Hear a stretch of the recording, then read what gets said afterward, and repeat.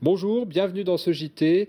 Pour les motards, trop, c'est trop. Ce samedi, entre Brest et Quimper, ils manifesteront contre les dernières mesures de sécurité routière. Avec Michael Vasseur de la Fédération des motards en colère dans le Finistère, nous découvrons les raisons de ce ras-le-bol dans un instant. Mais auparavant, un point sur l'actualité de ce jeudi 16 juin 2011 dans le Finistère. Et ce 16 juin, c'était le grand jour pour les bacheliers. Pendant 4 heures, ils ont planché sur l'épreuve de philo.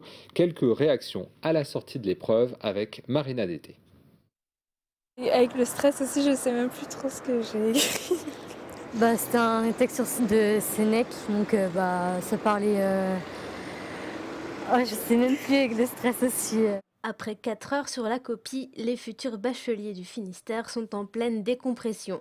Ce jeudi, ils passaient l'épreuve de philosophie, la première épreuve écrite du baccalauréat. Pour chaque série, 3 sujets au choix. Pour les littéraires, voici les sujets. Peut-on prouver une hypothèse scientifique?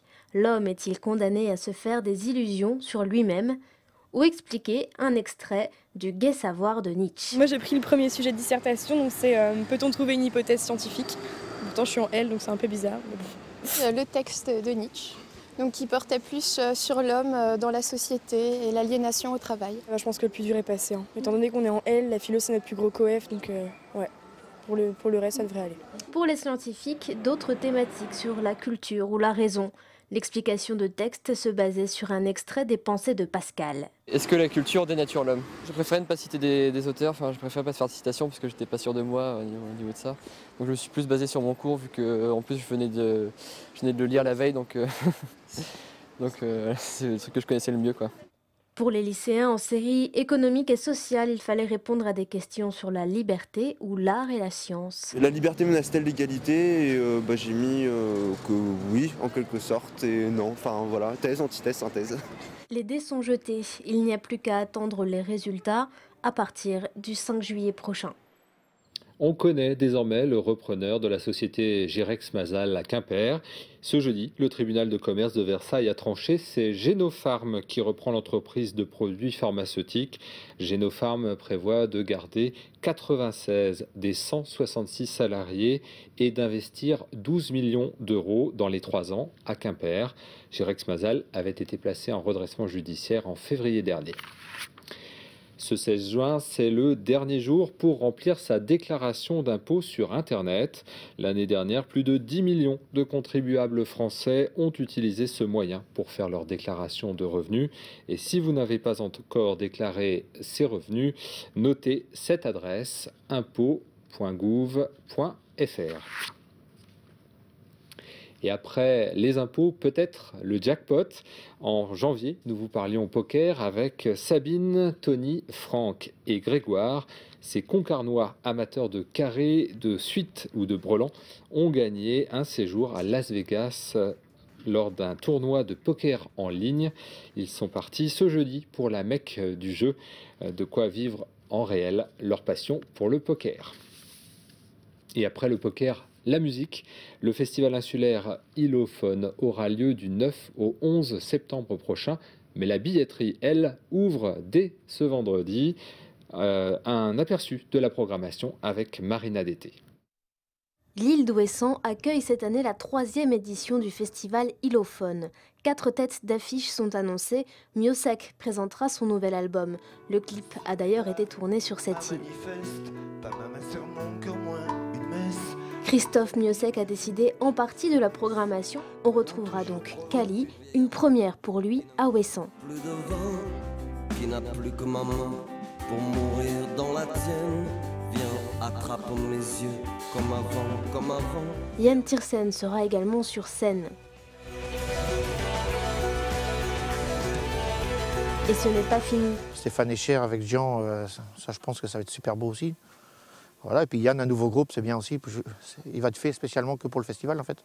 Si vous n'êtes toujours pas convaincu, voici un argument de choc. Venez faire la fête à Ouessant, parce que vous serez bien accueillis. Ça permet de passer un week-end à Ouessant avec des concerts et faire la fête pendant 3 jours et visiter l'île, profiter du beau temps qu'il fait en général en septembre. Le festival Ilophone a lieu du 9 au 11 septembre. Au mois d'avril, le bilan de la sécurité routière n'a pas été bon. Le gouvernement a donc décidé de serrer la vis. Selon les motards en colère, un appel national est lancé ce samedi 18 juin pour manifester sur les routes et en Finistère entre Brest et Quimper. Notamment, Michael Vasseur, bonjour. Bonjour. Vous faites partie de l'association Les Motards en colère dans le Finistère et ce mercredi, Claude Guéant a rencontré vos représentants nationaux. Alors, est-ce que vous maintenez quand même cette manifestation? Oui, la manifestation est maintenue, bien sûr. Donc, il n'est rien sorti de cette concertation. Il nous a juste expliqué les mesures qui passaient.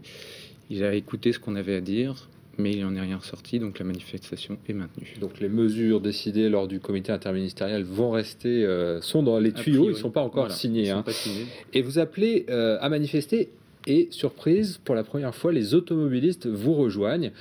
Qu'est-ce qui a fait que certains automobilistes ont décidé de manifester avec vous? Est-ce que c'est les radars, notamment? Les radars, beaucoup, les panneaux des radars qui ont beaucoup aidé.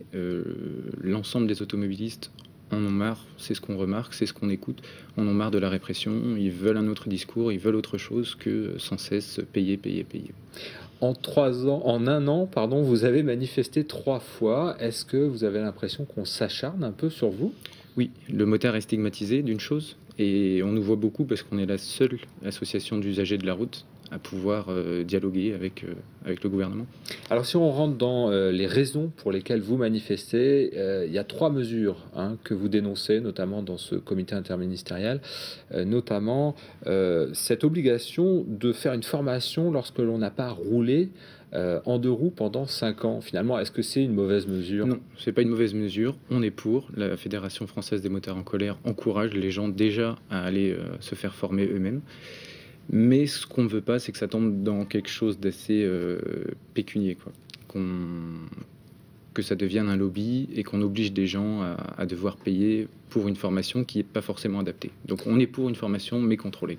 Autre mesure, le port du gilet jaune. Alors là, ça coince un peu. C'est une question d'esthétique. D'esthétique en numéro 1, tout à fait. C'est pas forcément joli. De sécurité aussi, ça n'apporte rien aux motards. Il tombe, un gilet jaune ne va pas le sauver.